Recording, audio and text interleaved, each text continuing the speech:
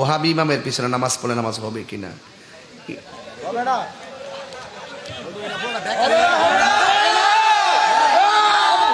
ওহাবি, এটা ওহাবি মানে কিন্তু আসলে ওই রাসূল করিম সাল্লাল্লাহু আলাইহি সাল্লাম দুই দেশের জন্য দোয়া করছেন, আল্লাহ তুমি শাম দেশে বরকত দাও, ইয়েমেন দেশে বরকত দাও। রাসূলকে প্রশ্ন করছে, নবী গো আপনি দুই দেশের লাগে দোয়া করছেন, নজদের লাগে দিয়ে দোয়া করছেন না? নজদ হলো বর্তমান যে রিয়াদ, সৌদি আরবে। তো আপনি যে নজদের জন্য দোয়া করেন নাই, তখন রাসূল বলছেন এই দেশ থেকে দুই সিংওয়ালা এক বেয়াদব বের হইব, ওইয়া আমার বিরুদ্ধে কথা বলবে, আল্লাহর ওলিদের বিরুদ্ধে কথা বলবে।